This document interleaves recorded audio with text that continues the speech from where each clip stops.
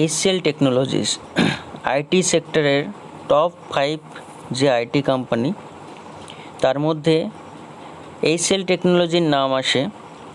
HCL technology, TCS, Wipro, Infosys আর Tech Mahindra, এই 5টা কোম্পানি এখন এই মুহূর্তে আইটি সেক্টরের মধ্যে টপ লিস্টে আছে। তার মধ্যে সবচেয়ে যদি অপরচুনিটি বা ইনভেস্টমেন্ট অপরচুনিটি যদি বলেন, তাহলে এই মুহূর্তে HCL টেকনোলজি এবং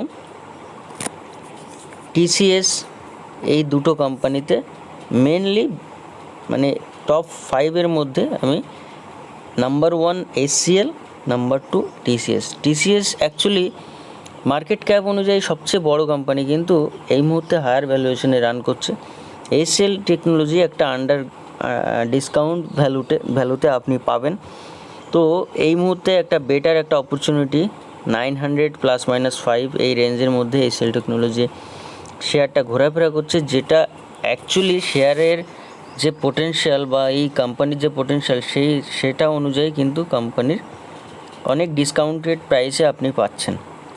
তো কেন বলছি, তার অনেক অ্যানালাইসিস আছে, বিজনেস অ্যানালাইসিস, ফাইন্যান্সিয়াল অ্যানালাইসিস যখন আমরা করব, অনেক প্যারামিটার নিয়ে যখন আমি ডিসকাস করব, অনেক প্যারামিটার বলতে পি রেশিও ডিসকাস করতে পারি আমরা, কোম্পানির last CAGR return, last 5 years CAGR return discuss করা যেতে পারে।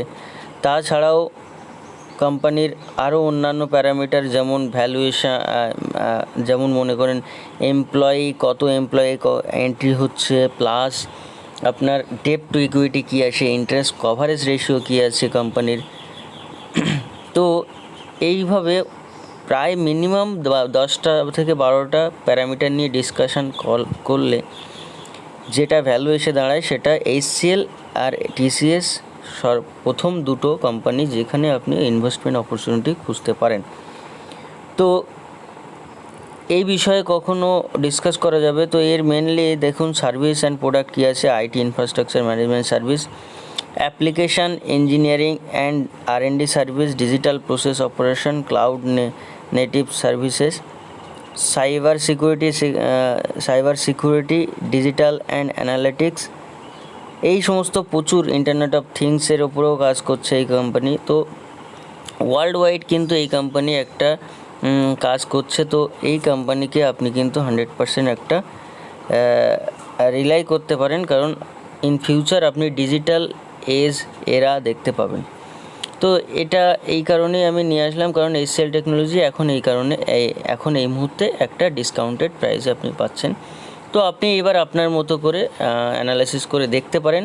আমি আপনাকে জাস্ট একটা ডাইরেকশান দিতে পারি, কিন্তু 100% আমি গ্যারান্টি বা কোনো ডাইরেক্ট আপনাকে সাজেশন আমি দিচ্ছি না যে আপনি এই কোম্পানির শেয়ার আপনি আপনার পোর্টফোলিওতে রাখুন।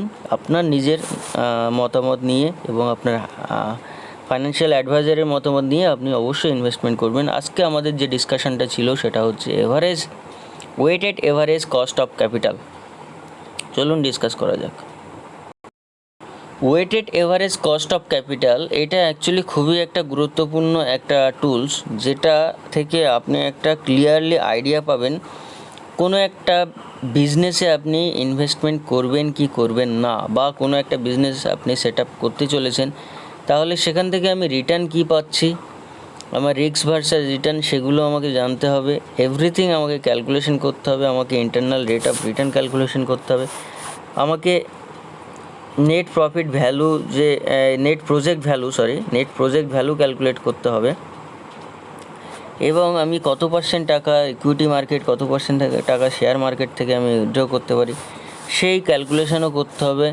কোথায় কত আমি রিটার্ন দিচ্ছি, আদৌ আমি এই ব্যবসায় আমি প্রফিটেবল হব কি না, সেসব everything A to Z concept আপনি weighted average cost of capital থেকে কিন্তু পেতে পারেন।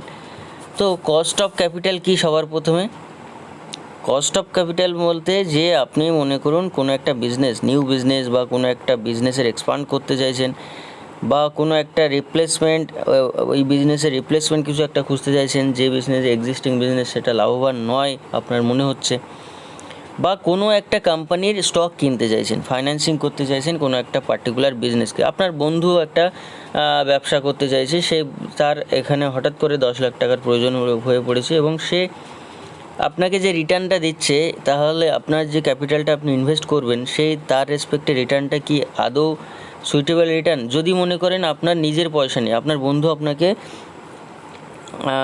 বলল যে আপনি টাকাটা প্রোভাইড করুন, আমি তার রেসপেক্টে আমি 12% আমি রিটার্ন দেবো বা 15% রিটার্ন দেবো বা 10% রিটার্ন দেবো, তাহলে আপনার হয়তো এই মুহূর্তে আপনার কাছে মানি বা আর সারপ্লাস মানি নেই। তাহলে আপনি এমনও হতে পারে আপনি একজন এমপ্লয়ি, তো আপনি পার্সোনাল লোন নিয়ে আপনি বা অন্যান্য বিভিন্ন রকম লোন আছে যেগুলো নিয়েও কিন্তু আপনি আপনার বন্ধুর বিজনেসে ইনভেস্ট করতে পারেন। যদি মনে করেন একটা পার্সোনাল লোন 12 থেকে 13% একটা পার্সোনাল লোন আসে, যদি আপনি ওখান থেকে 20 to 25% একটা রিটার্ন বা 30% রিটার্ন পান, তাহলে কেন আপনি সেখানে ইনভেস্ট করবেন না যদি ফিউচার প্রসপেক্টিভ ঠিকঠাক থাকে? তাহলে আপনাকে এই ক্যালকুলেশনটা সবারই করতে হবে, ইচ অ্যান্ড এভরিবডি যারা বিজনেসের সঙ্গে যুক্ত বা নতুন বিজনেস সেট আপ করতে চাইছে বা কোনো একটা রিপ্লেসমেন্ট বিজনেস খুঁজতে চাইছে, সেটা কতটা ফ্লোরিশ করবে ইন ফিউচার সেটা জানার জন্য, এক্সপান্ড করতে চাইছেন আপনার বিজনেস, এটা এক্সপান্ড করাকে যুক্তিযুক্ত হবে কি না সেটা আপনাকে জানতে হবে। That means fund required to start business, যে ফান্ডটা আপনার দরকার সেই ফান্ডটা আপনি কোথা থেকে কালেক্ট করবেন সেটাও আপনার জানা দরকার। এটা কি আপনি ইকুইটি মার্কেট থেকে কালেক্ট করবেন, নাকি আপনি ডেপ্ট মানে লোন নেবেন? আপনি লোন নেবেন না ইকুইটি মার্কেট থেকে কালেক্ট করবেন, সেটাও কিন্তু একটা বড় একটা ডিসিশন হতে পারে আপনার এই পার্টিকুলার বিজনেসের জন্য। তাহলে যদি আমার কোনো ব্যবসার জন্য বা যে কোনো আমার পয়সা দরকার হয় বা আমি কোনো কোম্পানিতে ইনভেস্ট করতে চাই, তাহলে দেখুন যে কোম্পানি যার ফান্ডটা দরকার সে কিন্তু একটা ক্যালকুলেশন করবে। ক্যালকুলেশন কী করবে, কত পার্সেন্ট টাকা আমি ইকুইটি থেকে নিতে পারি, কত পার্সেন্ট ডেপ্ট থেকে নিতে পারি, বা পুরোটাই কি আমি ইকুইটি থেকে নেব, বা টোটাল টাকাটা কি আমি ডেপ্ট মার্কেট থেকে নেব।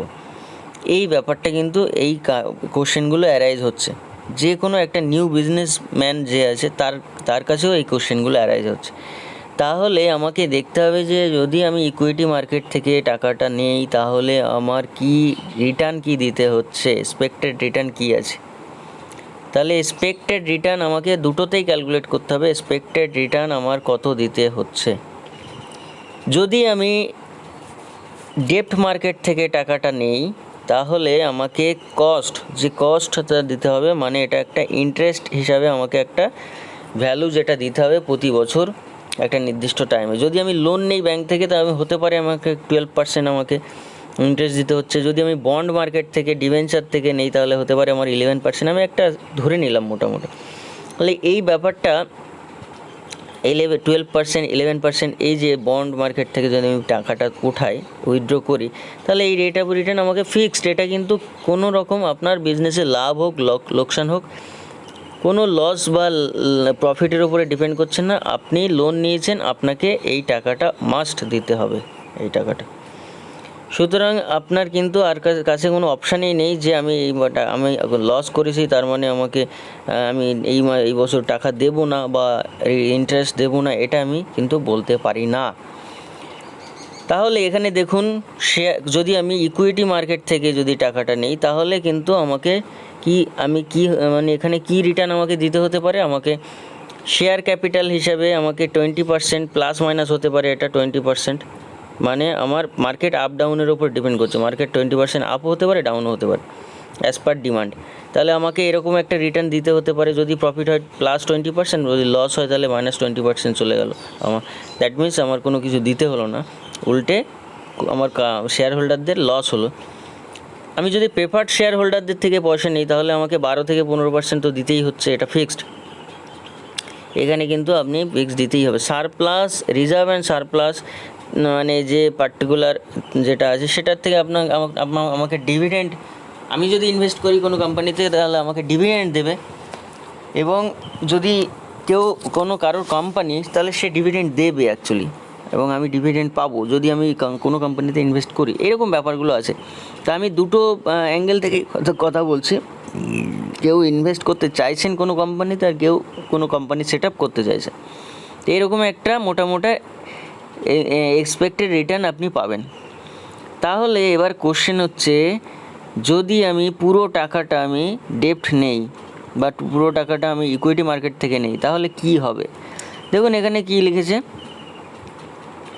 If anyone wants to start a business or a new setup, he or she needs funds. তাহলে আমি এতক্ষণ যেটা বলছিলাম যে আমি যদি সেট আপ করতে চাইছি নতুন একটা বিজনেস বা কোনো একটা ইনভেস্টমেন্ট করতে চাইছি, তাহলে আমাকে কিন্তু কী করতে হবে, আমার দরকার হবে ফান্ডের, ঠিক আছে? তো this fund can be achieved from equity or ডেপ্ট, দুটো মার্কেট থেকেই তোলা যাবে। Now he wants to calculate the returns which he provides to lenders, যে আমাকে তাহলে ক্যালকুলেট করতে হবে আমি আমার লেন্ডারদের, যাদের থেকে আমি ধার নিয়েছি টাকাটা, তাদের আমাকে কি প্রোভাইড করতে হবে।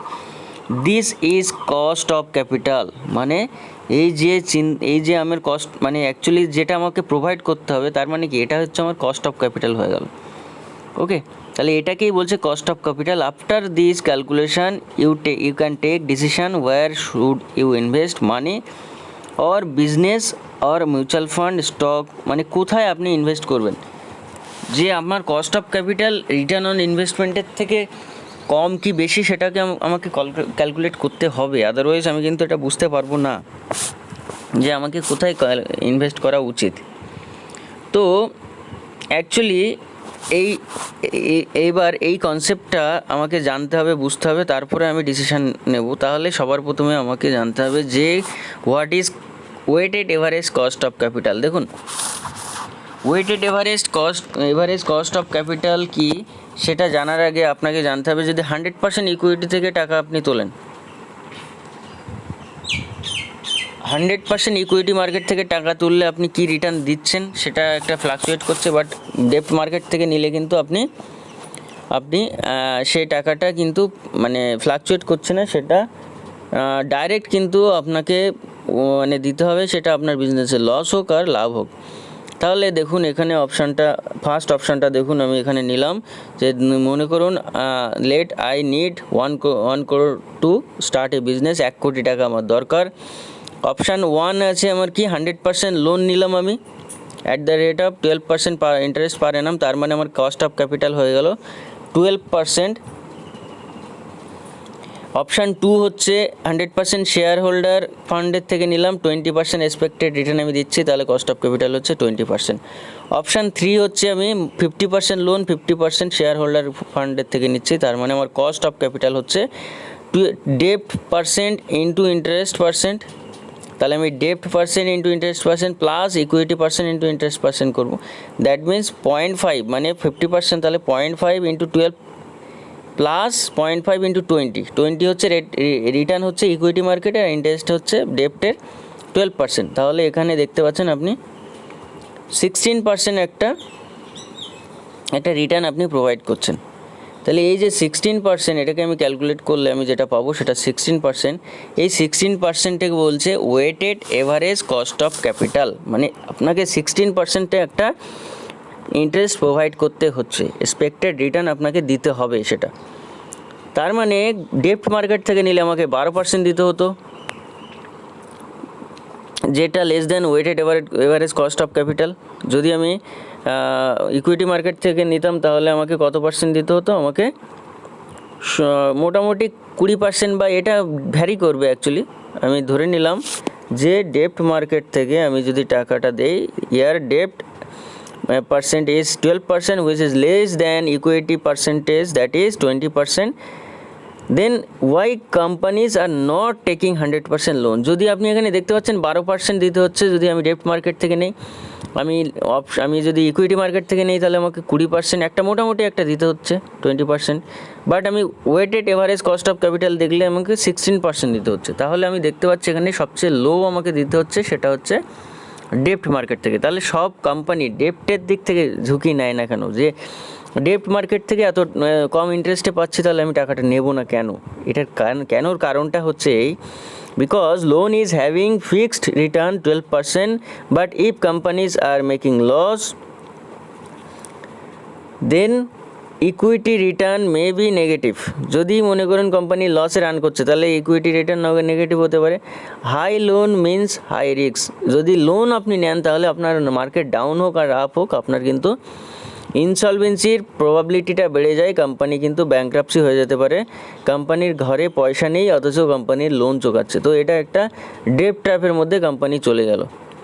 তার মানে এই কারণে আমরা weighted average cost of capital নেই, যে কিছুটা টাকা আমরা ডেপ্ট মার্কেট থেকে নিলাম, যতটা আমি সাস্টেন করতে পারবো, যতটা আমার এবিলিটি আছে, আমার ডেপ্ট সার্ভিস আমার যতটা আমার এবিলিটি আছে। লাস্ট ক্লাসে আমি বুঝিয়েছিলাম আমি যতটা আমি ডেপ্ট সার্ভিস কভারেজ রেশিও আমার ক্ষমতা আছে 1 বছরের মধ্যে চোকানো, ইন্টারেস্ট কভারেজ যেটা আছে সেটা চোকানোর ক্ষমতা আছে, তাহলে এই সব বিষয়গুলো আমি কিন্তু দেখব। তাহলে এখানে ইম্পর্টেন্ট নোটস আপনি কিছু নোট ডাউন করে রাখতে পারেন। যদি কোনো বিজনেস স্টার্ট করতে চান আপনি, তাহলে দেখতে পারেন এই জিনিসগুলো, এগুলো নিয়ে খেলতে পারেন, ক্যালকুলেশন করতে পারেন, এবং তারপরে আপনি কিন্তু এখান থেকে একটা বেটার একটা আইডিয়া পেতে পারেন। দেখুন কি বলছে, ফর রিটার্ন, যদি রিটার্নের কথা বলেন তাহলে কস্ট অফ ইকুইটি সবচেয়ে বেশি রিটার্ন, তারপরে weighted average cost of capital, মানে এটা মনে করেন 20, তারপরে মনে করেন 60, তারপরে হচ্ছে 12। এই রেশিও তো আমি তো দেখলাম এই পার্টিকুলার পার্সেন্টেজ। তাহলে আমার রিটার্ন কস্ট অফ ইকুইটি সবচেয়ে বেশি, কিন্তু কি হাই ইনভেস্টার রিস্ক তো বেশি, তাই না? কোম্পানির লসে গেলে তো আমার লস হচ্ছে। Weighted average cost of capital যদি আমি এইভাবে করি, মিডিয়াম রিস্ক, কারণ আমার কিছু টাকা ডেপ্ট মার্কেট থেকে আছে, কিছু টাকা ইকুইটি থেকে, কারণ 100% আমাকে কিন্তু আমাকে লোনটা ইন্টারেস্ট দিতে হচ্ছে না। আর কস্ট অফ ডেপ্ট সেটা সবচেয়ে কম আমি রিটার্ন দিচ্ছি, মানে রিটার্ন বলতে ইন্টারেস্ট দিচ্ছি, সেটা হচ্ছে কেন কি ব্যাংক কোনো রকম কোনো রিস্ক নিচ্ছে না, রিস্কের সঙ্গে তো কোনো যুক্ত নেই ব্যাংক এখানে। আপনার কোম্পানি লস হলেও ব্যাংক কিন্তু আপনার কাছ থেকে টাকা চাইবে। সুতরাং এইভাবে আমরা ক্যালকুলেট করতে পারি যে কোন মার্কেট থেকে কতটা টাকা আমার দরকার, আমি কতটা টাকা তুলতে পারি। তাহলে এখানে বলছে 2 নম্বর পয়েন্ট নাম্বার 1 তো ডিসকাস করলাম, আশা করি বোঝা গেল। 2 নম্বর পয়েন্ট বলছে হেলদি ডেপ্ট টু ইকুইটি মিক্স হওয়া উচিত একটা পার্টিকুলার কোম্পানি বিজনেস যদি আপনি সেট আপ করতে চাইছেন, তাহলে হেলদি একটা মিক্সড একটা কী করতে হবে, ডেপ্ট ইকুইটি একটা মিক্সার রাখতে হবে আপনাকে, ঠিক আছে? ইকুইটিতে রাখছেন রিস্কটা কম করার জন্য, আর ডেপ্টটা রাখছেন আপনি যাতে পার্সেন্টেজ রিটার্নটা কম দিতে হয়। হাই ডেপ্ট মানে বলছে হাই ইকুইটি মানে হাই কস্ট অফ ক্যাপিটাল, আপনার হাই হয়ে যাবে হাই ডেপ্ট মানে। আর হাই ইকুইটি মানে হাই ডেপ্ট মানে হাই সলভেন্সি রিস্ক যদি মনে করেন আপনার কোম্পানি কোনো রকম প্রবলেমে পড়লো, তখন কিন্তু কোম্পানি মানে এই যে ঋণ চোকাতে কোম্পানি ধূলিসাৎ হয়ে যাবে, এটা আপনি বুঝতেই পারবেন না। আইডিয়ালি তাহলে ডেপ্ট টু ইকুইটি রেশিও যে কোম্পানিগুলো <1 আছে সেইগুলোই বেস্ট, সেই কোম্পানিগুলোতে ইনভেস্ট করা উচিত আপনাকে। তাহলে এখানে দেখুন ফাইন্যান্সিয়াল ডিসিশানে যদি আমি আসতে চাই, তাহলে কি বলছে, ফাইন্যান্সিয়াল ডিসিশান মানে should a company take up a project. দেখুন কখনো আমরা দেখি যে মার্কেটে একটা গভর্নমেন্ট একটা মার্কেটে টেন্ডার ছেড়েছে, তাহলে এই টেন্ডারটা আমি নেব কি নেব না। মনে করুন একটা 100 কিলোমিটারের রাস্তা, সেই রাস্তাটার জন্য গভর্নমেন্ট দেখা গেলো 100 কোটি টাকার একটা স্যাংশন করেছে।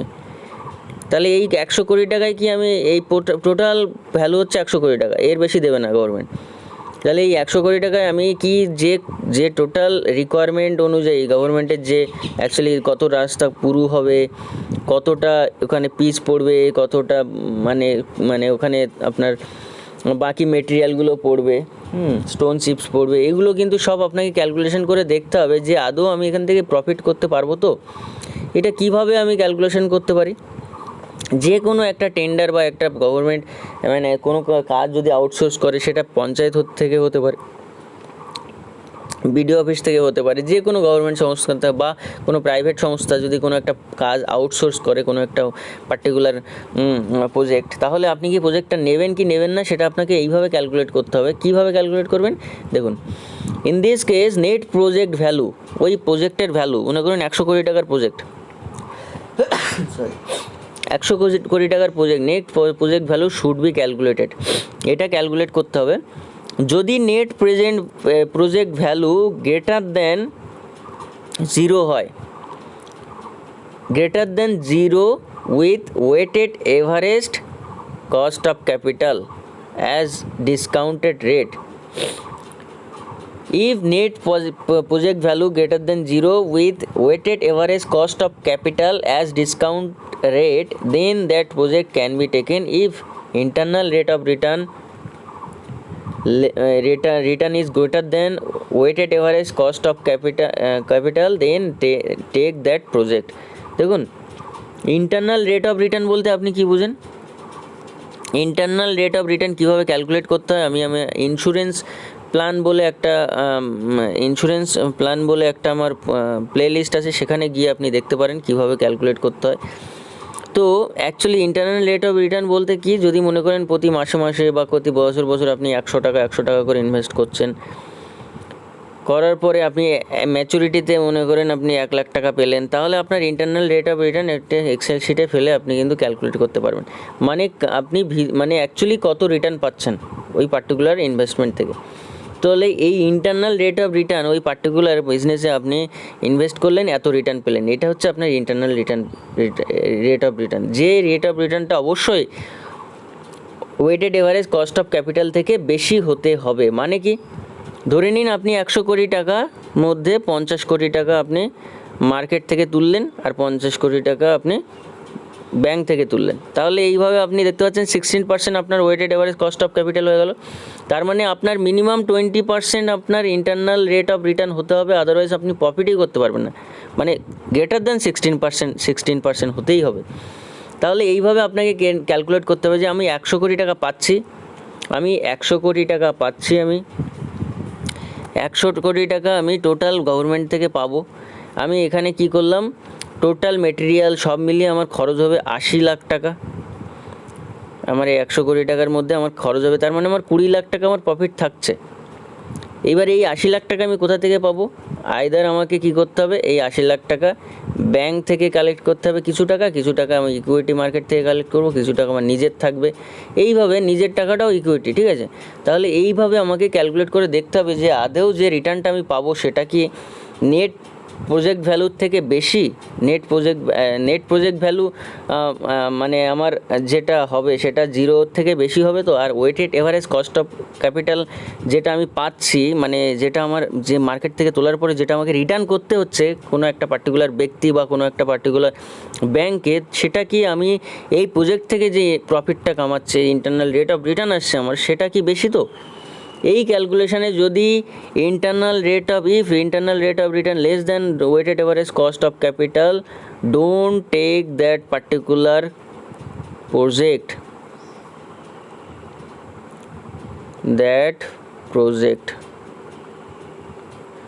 তাহলে প্রজেক্টটা আমি কিন্তু নেব না। So this is the concept of weighted average cost of capital. কোনো কনফিউশন থাকলে কমেন্ট বক্সে জানান, আমি আবার ডিসকাস করব যদি, এবং ধীরে ধীরে বিজনেস অ্যানালাইসিস যখন করব তখন আবারও আমি পরপর ডিসকাস করব, কোনো অসুবিধা নেই। আজকে এই পর্যন্তই রাখছি। ভিডিওটি ভালো লাগলে অবশ্যই লাইক করুন, শেয়ার করুন, সাবস্ক্রাইব করুন চ্যানেলটা, এবং বন্ধুদেরকে জানান এই ধরনের কোর্স এখনও অ্যাভেলেবেল আছে ইন বেঙ্গলি। আর আপনারা নেক্সট ভিডিওটি কিসের ওপর চাইছেন অবশ্যই জানাতে পারেন। Thank you for listening. জয় হিন্দ।